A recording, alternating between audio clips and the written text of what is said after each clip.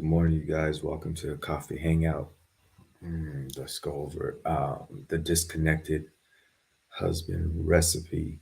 So um, it's a little bit deceiving because we don't really want to know how to make a husband disconnected, but we really want to be able to talk about um, what actually it takes to get rid of that disconnection if it is there. So the first thing is to understand what's going on. So usually, what we're talking about is the husband is not connected, not communicating, doesn't share their feelings, doesn't say what's wrong, doesn't care about what the outcome would be, right? So it's all of those scenarios that are in there that we're looking at. All right, so what happens? Well, I think this is not about blame, but I think it's really about understanding in order for us to get to a different spot. So the first thing is, I think as a society, um, at least for the most part, it's not a common thing or a celebrated situation where men are able to share in a vulnerable kind of way, right? Like I even look at my field as a therapist, and there's a very little amount of men compared to women doing therapy, and on top of that, less minorities. And so as a combination, I think there's kind of like a, I guess, an implication in society that the feelings are not to be shared, or that it's okay. And there's all kinds of words. I mean, we don't need to go into it, but there's all kinds of words and concepts that will lend to the idea that as a society, we're just not really ready for men to be vulnerable. It doesn't feel really safe for women, and we'll get to that in a second. Um, and so that's the first step to it, is that that's kind of been created. But then as men, like, there will be a certain amount of not knowing how to do both. Like, how as a man do I interact in a vulnerable way, in a communicative way, and be able to express everything that's going on, at the same time be a safe place and a secure place for the people around me.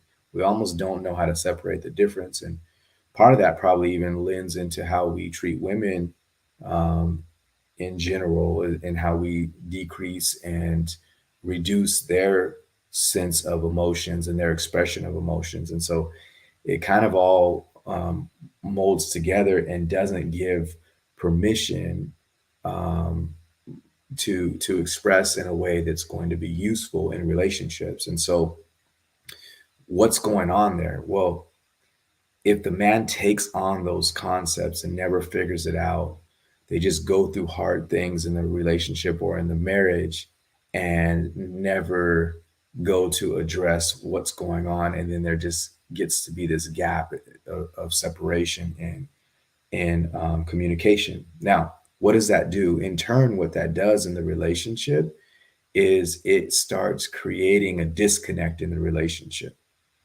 So when you create a disconnect in a relationship for anybody who cares in the relationship, that starts creating an insecurity or a fear that changes how we'll interact with each other. Okay. And so now what you have is, if you get a husband who doesn't know how to express or isn't communicating all the things that are going on with them, or seemingly doesn't communicate all the things that doesn't go on with them, or isn't successful at matching what they're doing with what they're saying, um, then that's a scary scenario for their partner, for their wife. It makes it difficult for their wife to feel like something's not missing, right? Um, it makes it difficult for them to sense that there's security inside of the relationship. And so now we have this disconnect that's being created. And I talked earlier this week about the you go first mentality, but this sensation kind of gets really big whenever that disconnect happens. Okay. And so you have a husband who is not willing to communicate, and maybe doesn't even know what to communicate or how to. So it's not always a not willing to.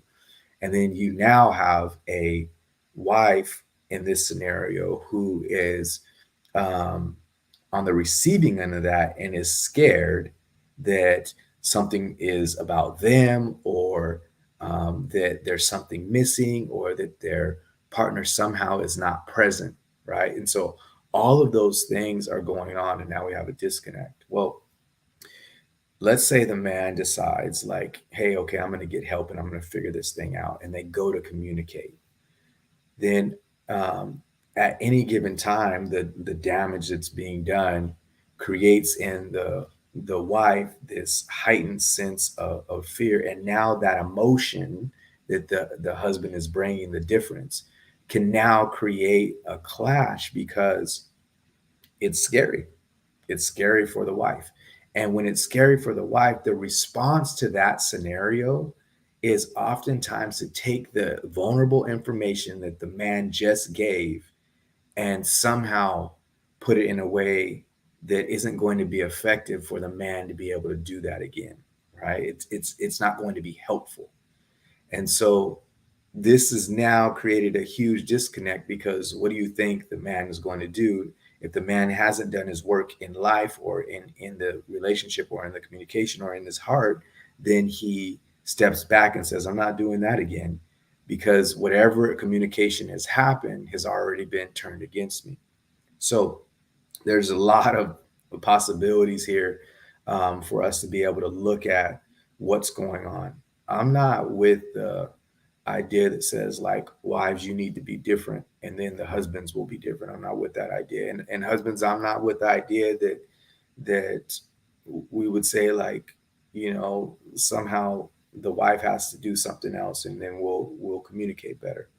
The challenge really is here for each one of us to be better. And we'll start with the idea that says that we need to have an environment where vulnerability is okay thing. So we can't take the vulnerability of our partner, and at any moment we have to be really cautious. This is a hard thing to do, but at any moment we can't take the vulnerability and the communication, where when our partner goes to make the communication, we can't take that and then throw it back in their faces, or somehow make it a weakness. Like, if we take if my wife comes to me and gives me a vulnerability scenario, I can't take that and go tell all my friends about the vulnerability scenario that they are. Or I can't use that in a conversation to tell them why they can't do X, Y, and Z. Right. So for both, there will need to be an environment that gets created that says that vulnerability is something that we do in our relationship. Right. The second thing is, we're not always going to be perfect at it. If we're the receiving end of hard communication, I may accidentally take and turn around the things that you gave to me whenever you were being vulnerable. It's my responsibility to keep pushing forward on that. We do come from all different kinds of life experiences. And when I'm scared, I might do something that's not useful for our relationship, but useful for my body's perception of survival. And so if I'm mindful of that, the goal is not like, oh, I was vulnerable and then now my partner decided to respond a certain way, so I'm going to stop being vulnerable. That's not it. You got to keep putting it out there. You got to keep doing it. The hope is that both of you are working on yourselves to get to a point that says, like, I have to do the right thing no matter what. So I may have not done the right thing in the last instance, but the next instance, I have to really kind of give it a try again and again and again. Right. So can I be vulnerable no matter what I perceive my partner will do with it? And then the final thing, and I really think this is probably like the home run hitter, um, for us to be able to have in the relationship. And I'll actually go into that in a second. Before I go into that, our lunch date, we are doing a lunch date every week. And in fact, you guys have the latest replay for our last lunch date, and you're welcome to jump in there. And we are more than willing to help you out and give you a guide and a starting spot for turning your marriage into something that you want to be a part of. All right. So the last thing, and the thing that I think will be most helpful is, can I get to a place of pursuing me more than I'm paying attention to how people are responding to me? right? So as a individual, I can't worry about like this person said this to me or this person did this, whether I'm on the receiving end of the communication or whether I'm giving the communication. I have to actually make sure that what I'm doing is creating connection in my relationship. I have to make sure what I'm doing is bringing closeness in the relationship. That is my focus. Like, how am I raising up my level of being to help serve my relationship, to help serve my partner? How am I doing those things? And that has to be the focus instead of us watching how, the disconnected relationship is happening, what's going on with it, is it hard? Let me just do the communication right and focus on the things that I know I want to be a part of. All right, you guys.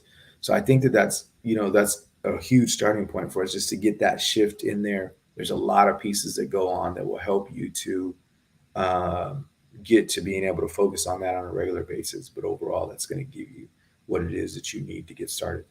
We'll talk to you guys soon. Enjoy your week.